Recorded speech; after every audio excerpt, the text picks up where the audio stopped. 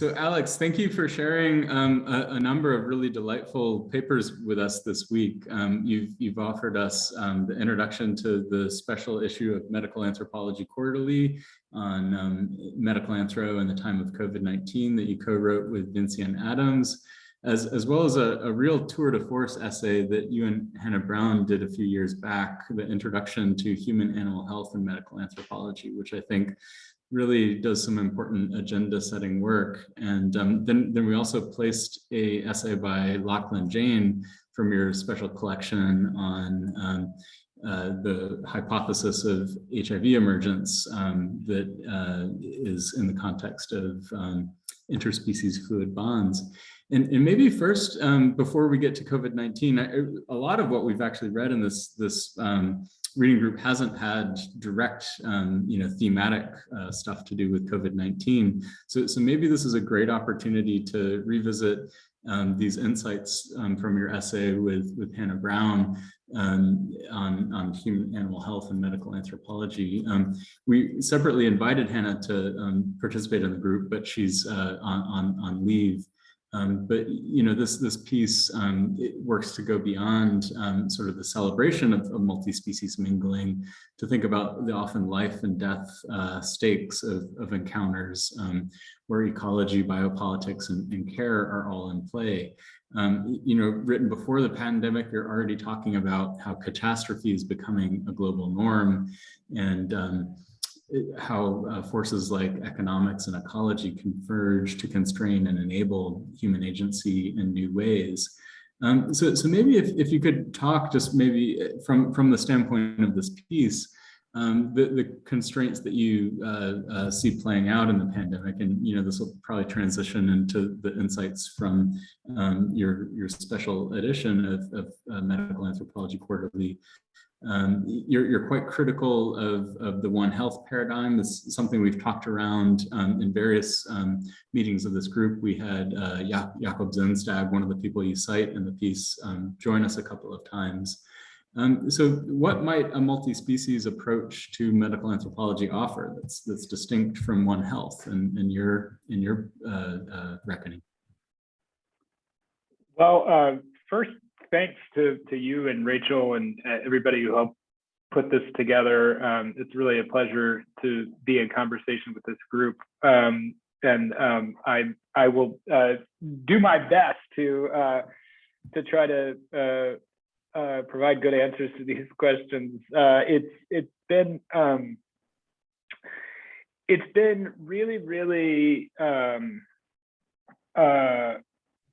think, for me, anyway, a couple of years of really deep reflection about what multi-species or interspecies medical anthropology might mean. And I think that what brought Hannah and me together to write that introduction, well, first and foremost, was Hannah sort of organizing a anthropological approach to zoonosis that sort of brought together a bunch of different names that I think many of you would be familiar with, and some of whom appeared in that special edition.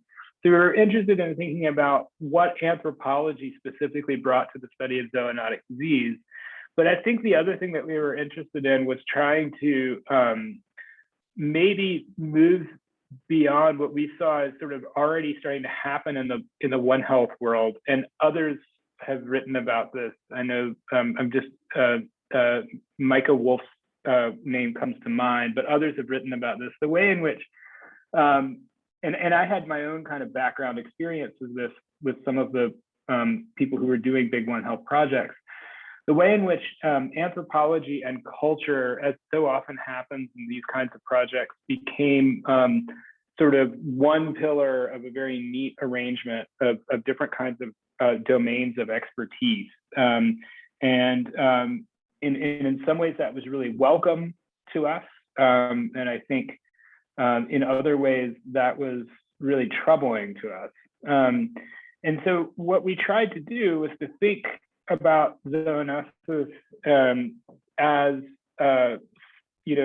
in ways that took us beyond the kind of conventional narratives that we had gotten used to reading about and hearing about, and which we had both done research on. So Hannah had done research on viral hemorrhagic fevers.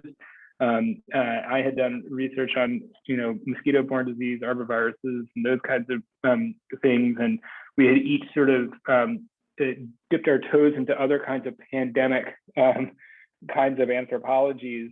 And one of the things that I felt like, and I know that Hannah showed this too, felt like, hadn't really been thought through were some of the broader kind of historical, affective, and political economic dimensions of all of this.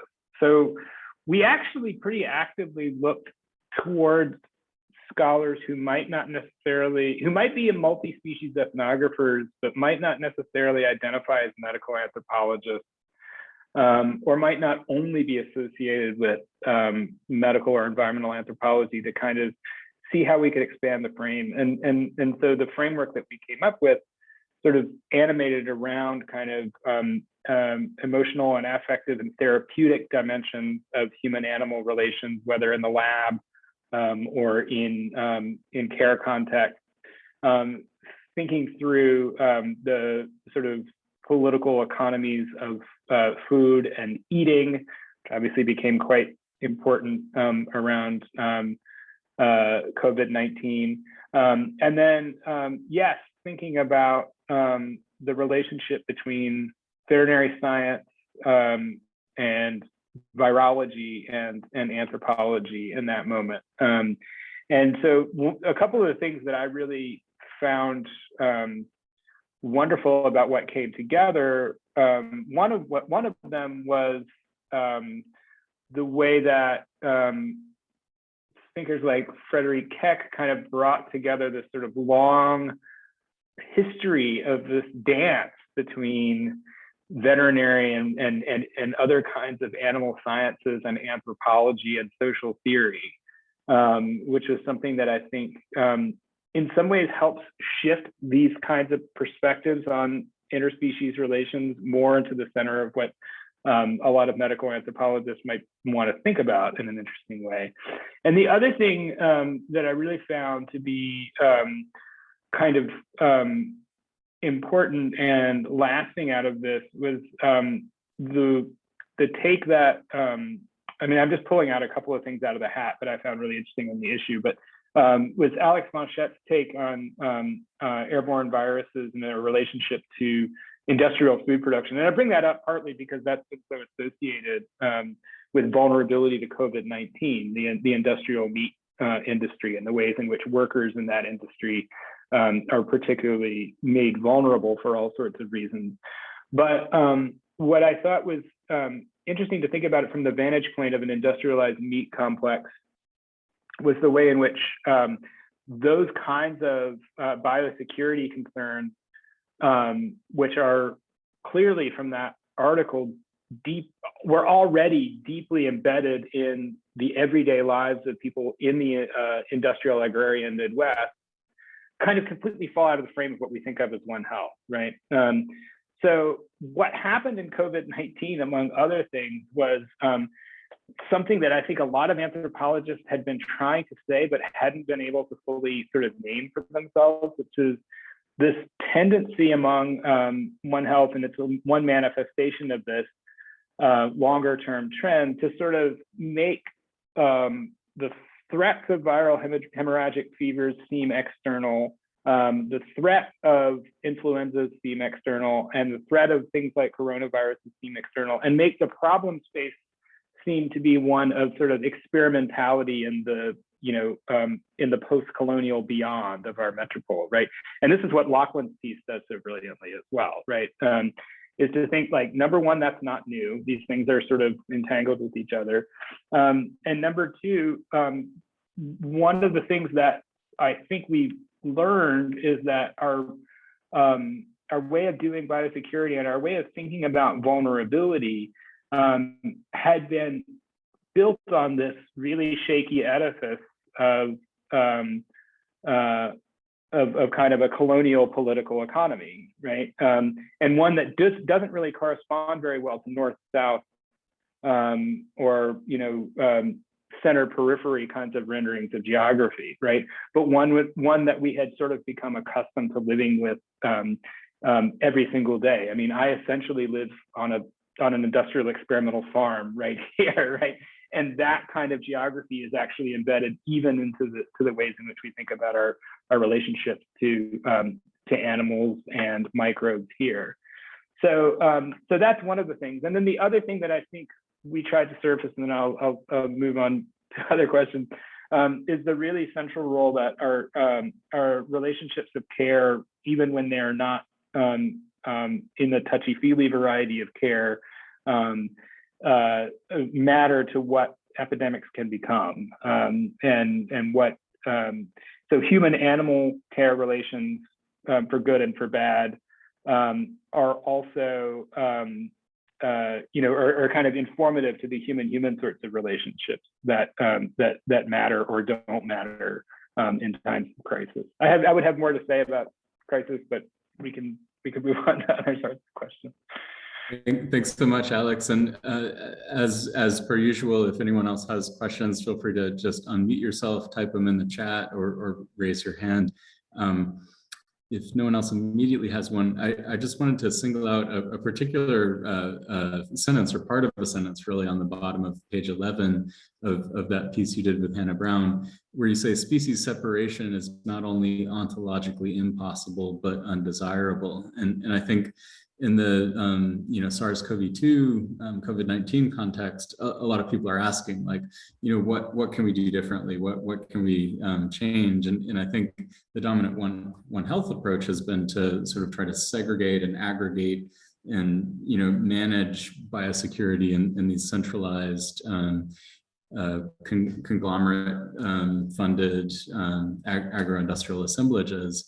And that's something you're pretty much arguing against here. And I was wondering if you can unravel what that phrase might mean in a COVID-19 context about it not being possible to separate species. Well, the first thing that occurs to me when I look back at that is that this does relate in some sense to whether or not we want to think in terms of crises and sort of long waves of crisis and pacification or whatever it might be. I think that's another, as you say, that's been a critique of One Health, right? That there are these there are these ways in which it depends on this paradoxical deep investigation of the entanglement of humans and animals, let's say on the edges of protected areas, or in markets, or in laboratories, only to consider better technical or economic strategies for separation, right? But I think what that tends to do is to imagine the intermingling as, except under very, very specific circumstances, that intermingling as threatening or problematic in one way or another, right? So that it means that any kind of contact, any kind of breach of the border, right, is a signal that either crisis is at hand or crisis is sort of coming, right? And that seems to me to not necessarily get us either ethically or politically to the place that I think we need to be in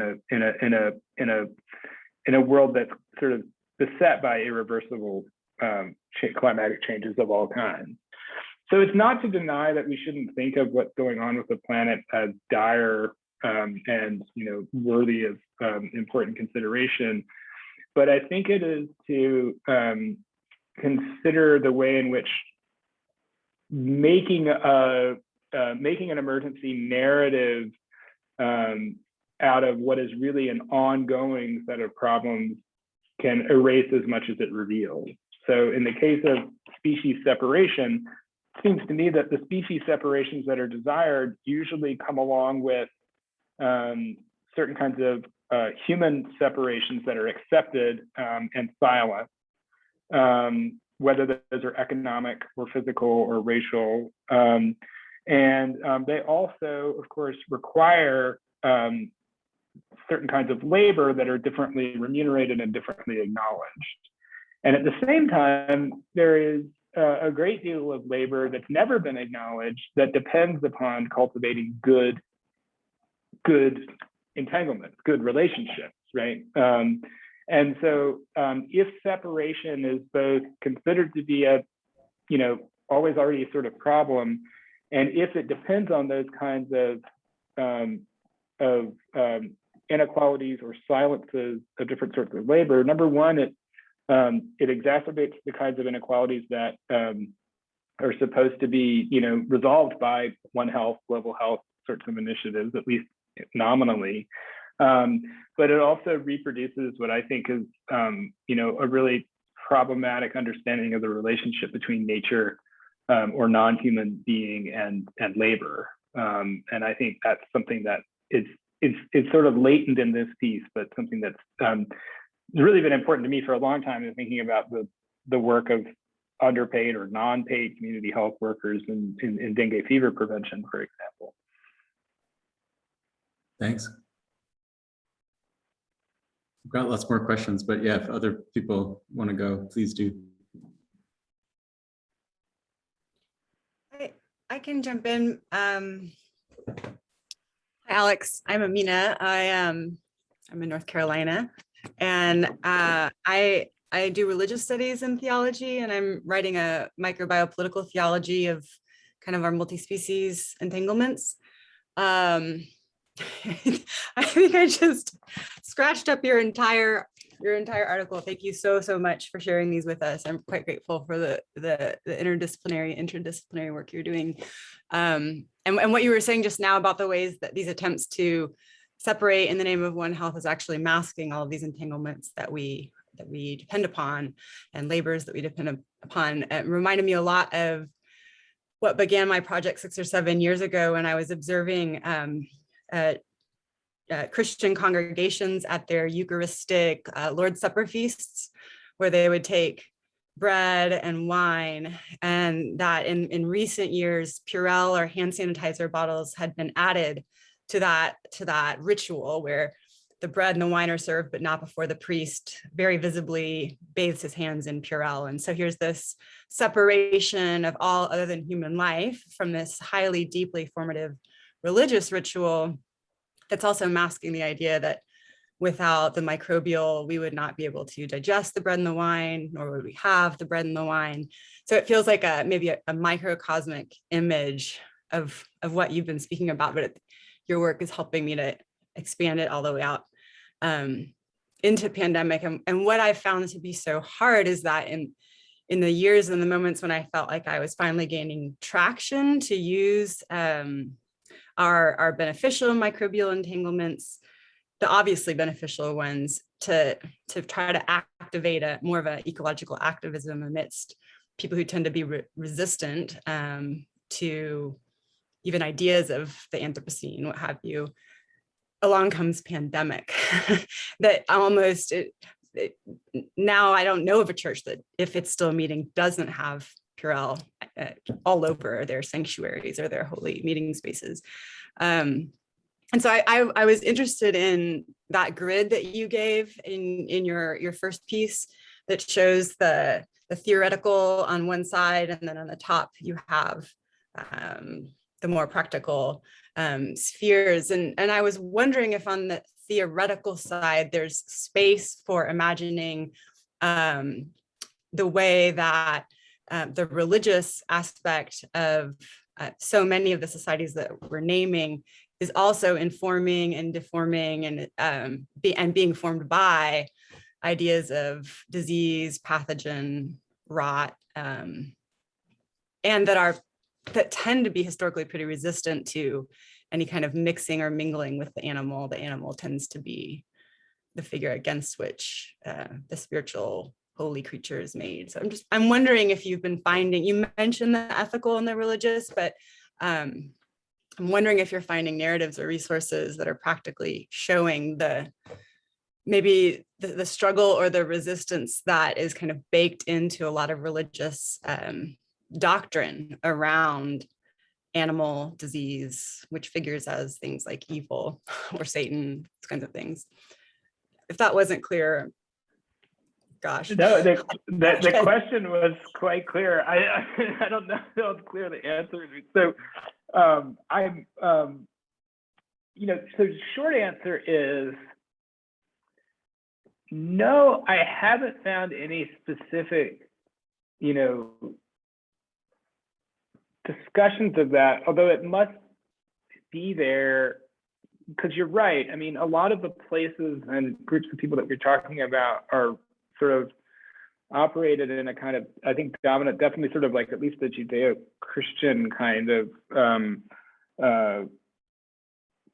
cosmology that depends on this interesting, but what I wrote down is that, the Eucharist is this interesting combination of, there's like this species separation going on, right? But then also this transubstantiation going on, or consubstantiation, I can't remember which tradition goes with which one, but, so that there's like, there is a kind of weird kind of cosmic metabolism that's central to the Christian version of things. And then, in anthropology, of course, we always, learned about, and maybe, still do occasionally teach about this, notions of purity and pollution, drawn from, at least inspired in part from, Mary Douglas's sort of symbolic reading of Leviticus, right? And it occurs to me that the thing that was once the kind of way that you would teach that would be to sort of juxtapose Douglas's symbolic analysis with the evolutionary version and sort of evolutionary Marxist version of Marvin Harris, who is this other anthropologist who sort of said, well, it's obvious, why the people in Israel wouldn't have consumed, pigs, because it was too hot, and there was, he was like, basically they would have gotten sick. It was because of the microbes, it was like, so clearly like had nothing to do with like putting things into some kind of cognitive order. It was all about the material, so they were both getting to the same place, like, people separating things, and there's these different sorts of materialist or symbolic kinds of reasons for that.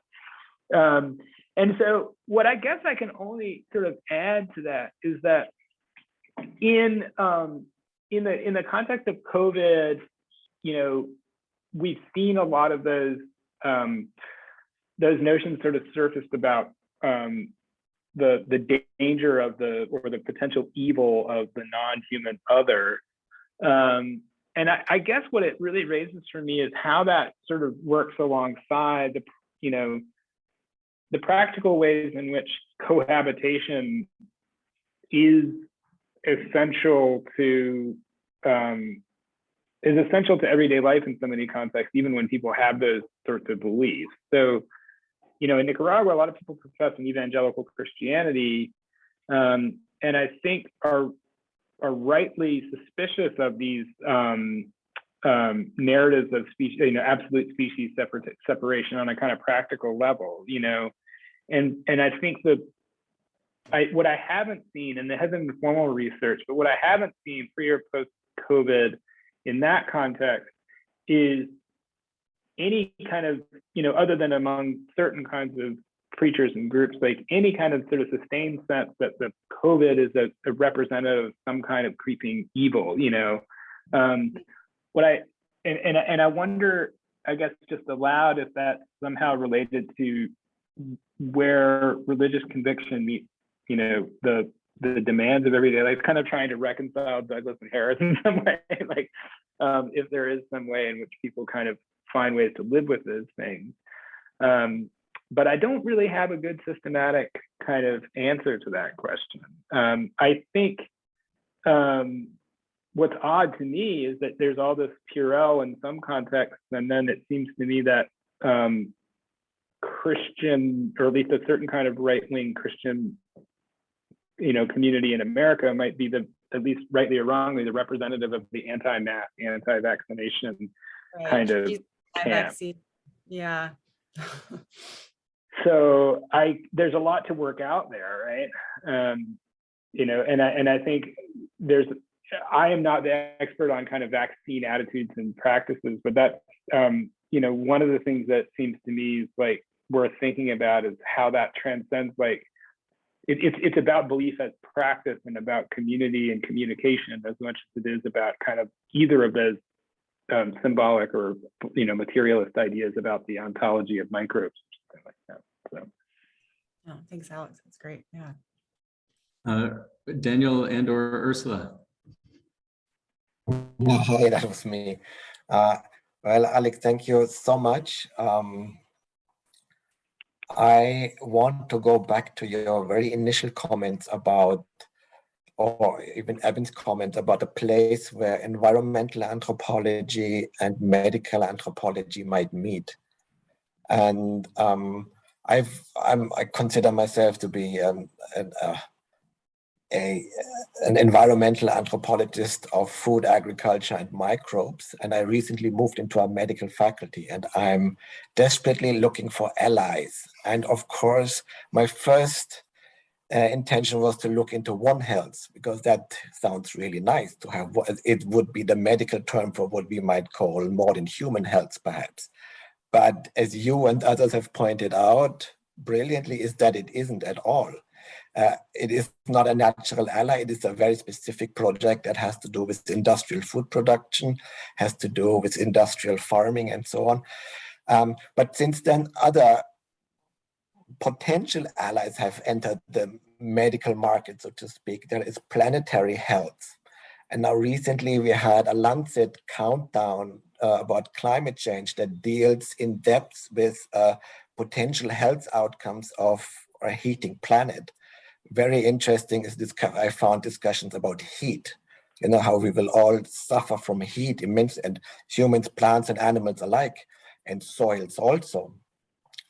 So I really want to ask you for proper advice here. Where do you think, in all of these discourses, where, as you rightly said, culture becomes a pillar, and usually qualitative methods is what they ask me to do and contribute to these mega projects.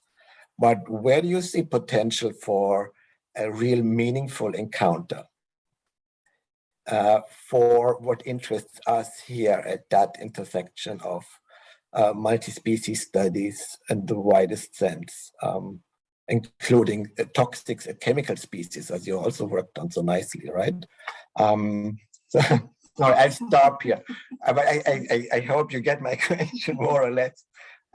And it's really looking for the mainstream big med research that I'm interested in. Thanks. If you have a comment. Yeah, I appreciate that question. So here's my initial thoughts. I mean, first of all, I have been doing research recently on partly on toxic agrochemical exposure and partly on heat exposure among sugarcane plantation workers in Nicaragua. And so I've been sort of thinking about that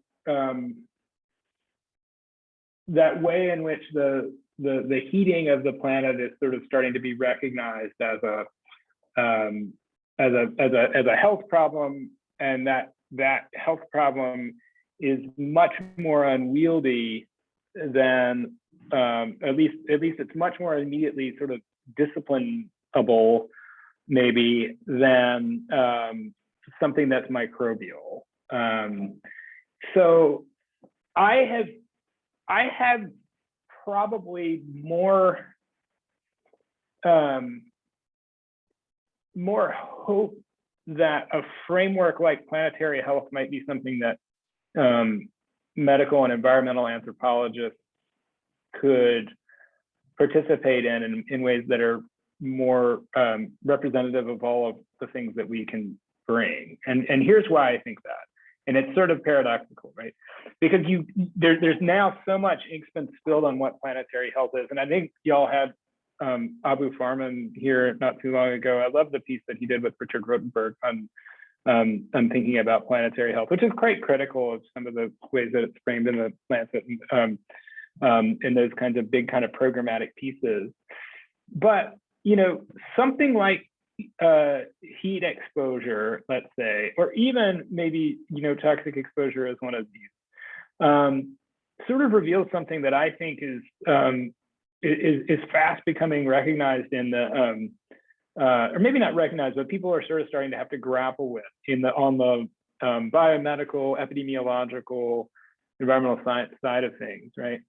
At least this is the argument that I'm trying to make, which is that those sorts of problems that don't correspond to what has become a kind of paradigmatic canonical sort of enemy other like the microbe. I think what they are actually maybe potentially doing is underscoring what I would call the earthly limits of global health. In other words, the one of the problems I'm interested in related to this is chronic kidney disease of non-traditional origin, which means that it doesn't come from diabetes or hypertension, and it may be related, among other things, to extreme heat exposure. The confounding thing for the scientists that I know that work on this is that it sort of looks the same in different places, but then it sort of doesn't, right? And of course, the pathways by which people are exposed to heat are entirely place dependent, right? And very much, even though the global warming is global, maybe very resistant to scalability, right? And so I think, you know, one of the things that anthropologists can make a case for in those kinds of contexts in which the end result of whatever intervention is not going, it can't really be a technological magic bullet, right? Is to think through solutions that are both attentive to the global political economy that makes some places hotter than others and makes some people more vulnerable to heat than others, or some people more vulnerable to pathogen exposures than others, but that's also responsive to place, right? Because I think that it's going to become more and more difficult as this becomes the problem, right? For global health policy to sort of present itself as sort of aiming for a kind of universalizing sort of solution, right? Then there's lots of other ways in which planetary health has, you know, needs to account for, you know, other sorts of factors that I haven't talked about here, but I really do get the sense that that's where critical anthropology can be maybe more welcome and more useful.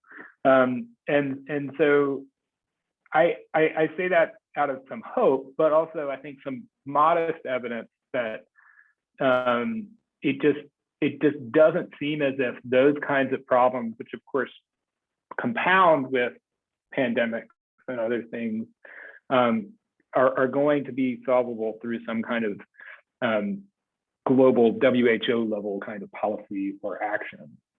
And so I think one of the things we can do is to continue working to provincialize that heat and illustrating how it's different, because I think that makes sense to our colleagues in other disciplines, right?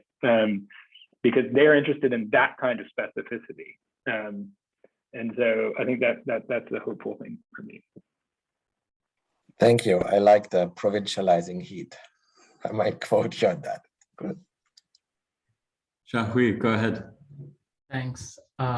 Yeah, thank you so much. I was thinking a lot about, having read both the pieces, about how, so there's a lot of, at least in the multi-species subdisciplines in anthropology, there's a lot of discussion about the relationality of the human and the non-human animal, and how that gives rise to new ways of being, new ways of being with each other.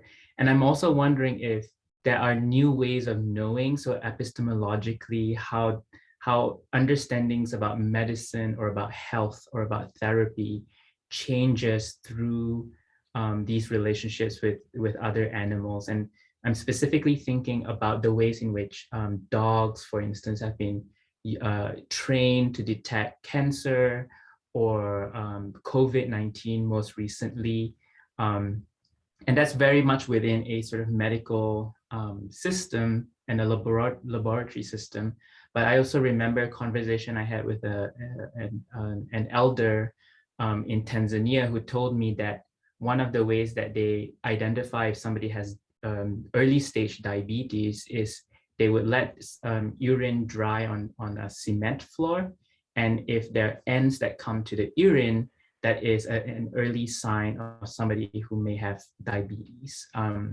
So even outside of the laboratory medical context, there are ways in which the animal comes into helping people understand their health or their bodies. And I'm also wondering if, just to invite a conversation about where that might fit in that table that you share, or also in generally how that might shift a little bit how we think about the relationality.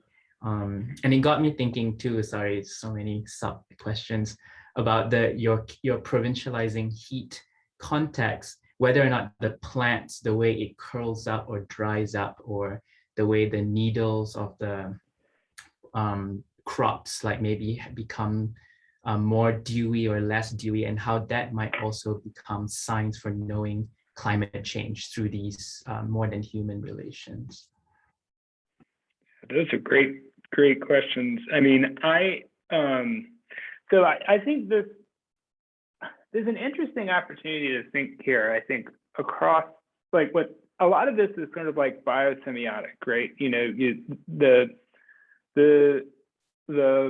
the sensory kind of transductive apparatus of the dog or the ant, you know, that then is sort of filtered through our own, and then we get these sorts of, as you say, like sort of signs from the non-human world that point us to, you know, a problem or an opportunity or whatever. And that's, and of course, you know, as Frederick Keck pointed out to me a long time ago, that's, you know, in a lot of ways, that's microbes are signaling to each other all the time too, right? So that, like, signaling is something that we share. So it's already the relationship that undergirds our relationship, right? And so that's really interesting. And then, so you have that, and then there's this sort of level that I think we're still interested in, at least a lot of us as medical anthropologists, of meaning making and ethics and that sort of stuff. And so one of the things that that has, you know, you brought up dogs, and I have two of them here with me right now. So I'll just sort of think through that example. So with COVID-19, we've developed, you know, a heightened sense of, you know, the invisible, you know, threats in our midst, and we have the kind of semiotic ways of representing our attunement to that, the masks and the Purell and the, you know, and all that sort of stuff, right? And then in my world, and I'm sure in many of yours, this has, you know, this pandemic has been accompanied by a wave of deep, you know, mental distress, trauma, psychological, you know. And so, you know, working on college campuses, this has been a great concern to me. And one of the things that I've really gotten pissed off about, and I don't mind that this is on YouTube, here in my own context, is that so much of the work, the biosecurity work that's done on the campus, is about the microbe, right? And about that separation, right?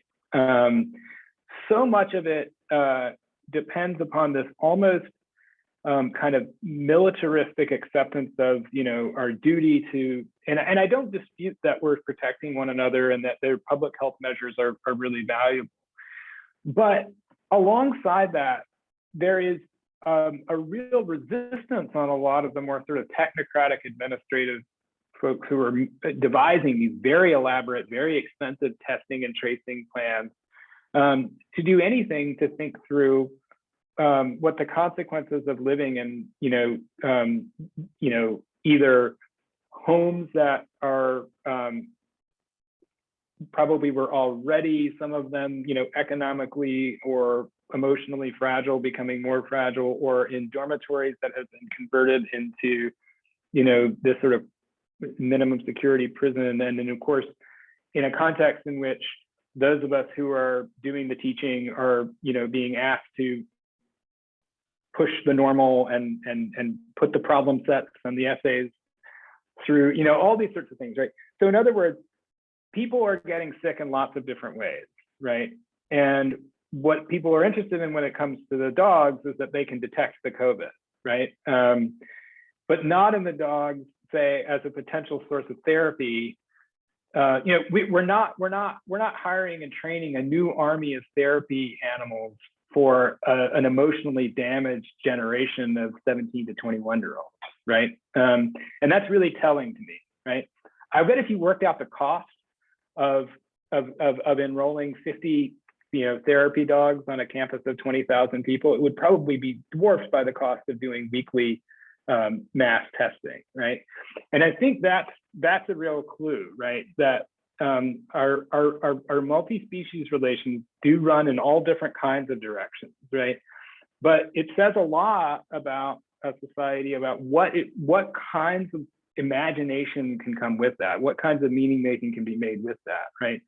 That our animals can serve this therapeutic purpose, and that there is science behind that, right? But it may not fit the kind of models that are based on kind of active epidemiological surveillance, right? And that would only be one of many kinds of approaches to a preventative kind of mental health, strategy in a closed environment like a college campus, right? But that there is no national stockpile of therapy dogs, or no conversation about the real potential that come from these kinds of relationships.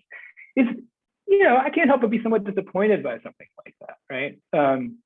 And then there was just really quickly on the signaling on, plants and climate change, like absolutely, I think that happens. And again, in my fieldwork in sugarcane plantations, one of the ways in which people became aware that there was an environmental component to this wave of sickness and death that had to do with kidney disease, at least according to the narratives that I've collected, is watching changes in their own kitchen gardens and their plants on the edges of the plantation, right?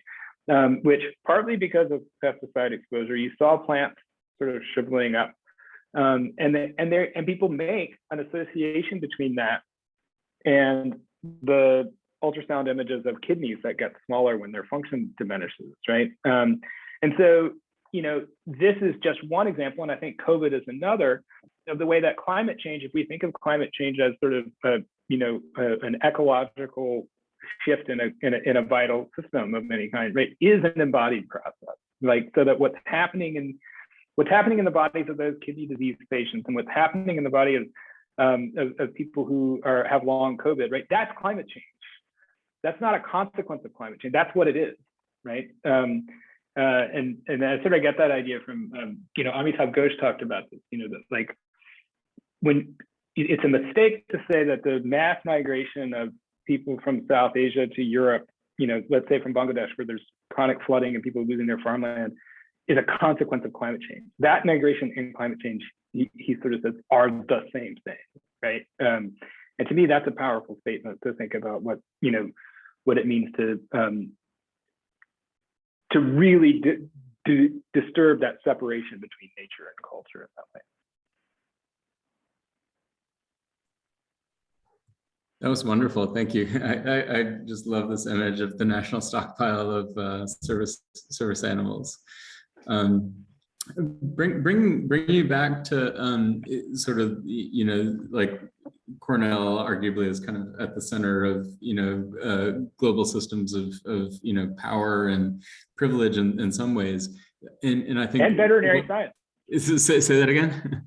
And veterinary science. And veterinary science. And I think part of what your article does is bring us to the peripheries and to get us to think about, in your words, about the longue durée of colonial and post-colonial biomedical practice, alongside the timescales of animal, insect, and microbial evolution.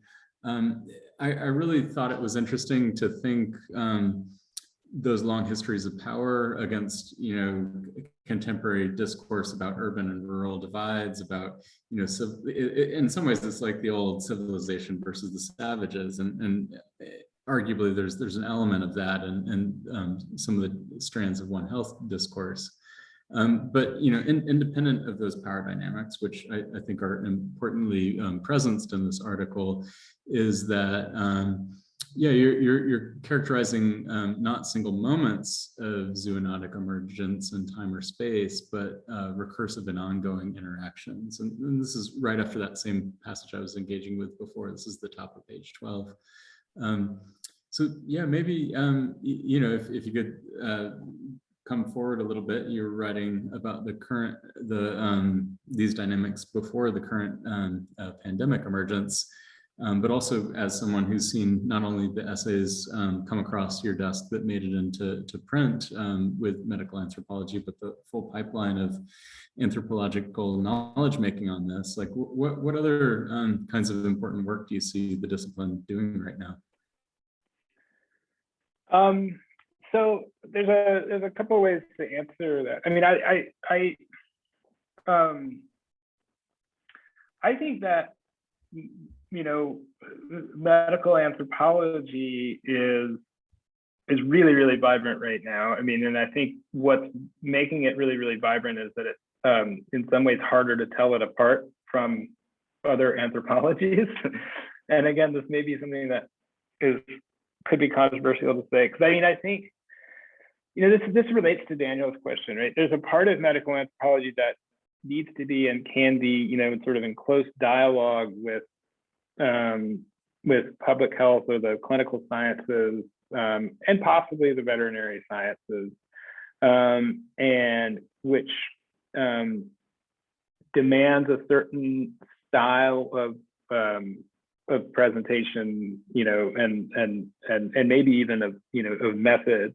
And then there's so much of it that sort of there's so much around medicine and health that's sort of finding its way into anthropologies that may have started as other kinds of anthropologies. So I think that the most, some of the more exciting work to me has been that which has kind of undermined those distinctions in some ways, but in ways that strike me as quite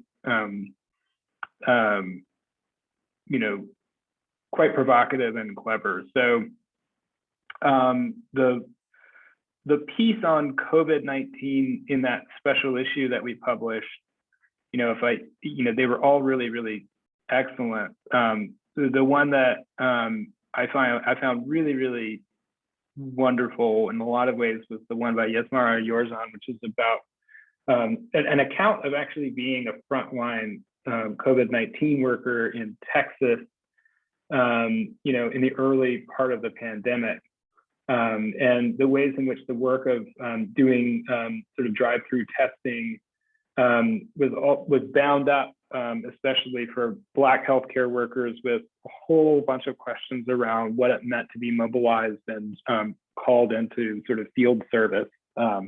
And they do a wonderful job of kind of routing that through the kind of notions of plantation politics. And so I really highly recommend that piece. And one of the things that's cool about it is that it's doing one of the things that medical anthropologists have always done really well to kind of get their voices heard in those other spaces outside of anthropology. In other words, it's speaking from the point of view of someone who is a card-carrying medical professional. I can't remember if Yorzan is a nurse or an MPH, but was out there doing COVID testing, partly because they had a professional skill to offer in this moment, right? And so that's kind of a classic kind of med-ant move, right? Is that you have your MD degree or your nursing degree, and you kind of parlay that into being able to say some interesting critical stuff. But the other thing that they're doing is, I think, challenging a lot of us who've been trying to think about the multi-species political economy of COVID-19, and sort of calling us to think about the ways in which that longue durée figure of the plantation, which has shaped so many of the interspecies relations that we've inherited, right, has also, to go back to my earlier point, kind of shaped a lot of our human-human relations. And I think that's a really, really kind of wonderful insight. And then, you know, in terms of interspecies or environmental work, you know, I'm seeing more and more of it every day, and I'm trying to think of like one that I can jump in. It's not actually from MAQ, but a dissertation that I read, and then I've seen a couple of other things. So if you're not familiar with work by Lina Beatriz Pinto Garcia, who is now affiliated with the Institute for Science, Innovation and Society in Oxford, but is a Colombian scholar who's doing work on leishmaniasis in the context of the Colombian conflict. So looking at the ways that humans and sandflies and dogs interact through this particular kind of neglected and very difficult to treat and sublethal disease. It's also doing something that I love to see in any kind of anthropology, which is taking two things that don't seem like they maybe immediately go together, which is sort of political violence and interspecies relations, and really the third being kind of global health and pharmaceutical networks, and kind of looking at them together ethnographically. And it makes for, you know, it makes us rethink how we think about the dog as the figure in our, you know, one of the kind of anchor figures in our multi-species thinking, but also the microbe. And also in an interesting way, by studying a disease that's not necessarily lethal, but that does have this sort of symbolic semiotic power, especially in a conflict zone, right? A scar from leishmaniasis is a sign of being involved in one side of another of a guerrilla conflict. Really cool stuff. Could you type her name in the chat, Alex? Yeah. And does anyone else have a question? I've got one final one if no one does. So thank you. Yeah, we haven't asked you much about your intro to the COVID-19 special issue, but yeah, there was one phrase that resonates with some of the stuff you were saying about local dynamics on the Cornell campus, but I think is a much broader point. And that's that lockdowns have augmented social harms in the name of security. So I was wondering if you, just in concluding, might want to elaborate on that and other domains that you see, you know, security trumping, you know, human health and multi-species health and well-being and other contexts. Well, I guess I can't say that it's harm, but you know, I've been in WhatsApp and, you know, to some extent email contact with the people that I work with in Nicaragua around these sugarcane plantations, and you know, dispersed population in 37, 38 villages around a, you know, smallish but pretty big tract of land that grows sugarcane, dominated by this company. So when the COVID-19 pandemic hit, there was a, you know, there was obviously, it was hugely economically devastating because of the lockdowns and the isolation. And, you know, the Nicaraguan government handling of it, at least in the early going, could be questioned. But what's interestingly happened is that the sugarcane company, with whom many of these folks have a very strained relationship, took a very active role in providing protective equipment, and in some ways doing a kind of non-governmental public health intervention, right? Which I'm having trouble sort of thinking through, right? Because in some ways it has done work that could, you know, I mean, it's hard to measure, right? But could really have helped some people, you know, get through this difficult period, right? At the same time, it's doing this as it's trying to indemnify itself and limit its liability for responsibility for these longer term harms that are, you know, that the sugarcane industry does to bodies and to landscapes, right? And so I actually think it's interesting the way in which lockdown and the pandemic and the need for protective equipment, the need for end of life care, right? These sorts of things have provided a space for these actors, you know, to appear and again, I think this is where the crisis thing becomes problematic, to appear as figures of aid and salvation, right? And those relationships are not fully antagonistic anyway to begin with, and that's what makes it really interesting, right? But so that's one part of it. But where I have noticed that and this is not just true in that context, but elsewhere, right? Where these things have really become difficult is around the end of life, right? And Lawrence Cohen writes about this a little bit in his piece, in a way, in the way that only he can. But what kinds of responsibilities do we have to one another in a context where premature or at least more frequent sudden death is an expected kind of possibility, right? So there's a lot of attention paid to life saving, right? And that comes from global health, right? But it's really hard for that people in those positions to think about making and working in those particular place-based contexts, to think about good deaths. And I think this is something that predated the pandemic, but the pandemic has really brought to light, right? In Nicaragua, when people would die in the hospital, they normally, have some time to collect people's remains and organize funerals. In the context of COVID, that's become very, very difficult, right? And that's also where all that social support kind of stops, right? Where it freezes up. And that's become as traumatic as the pandemic itself, right? That the prospect of dying and essentially being buried in a public grave is something that could cause deep anxiety, and for which there is no kind of global solution, because that looks different in so many places. And we saw this in the Ebola crisis, right? We saw how important managing death was, and that lesson, which came from anthropology, because it's so difficult to scale up or to standardize across context, hasn't really found its way too much into the sort of discussion. It's a very difficult one to have, but I think it's probably worth thinking about. So thank you so much, Alex. It's been a delight to chat with you and engage with your work. So thank you. Virtual claps. Thank you all.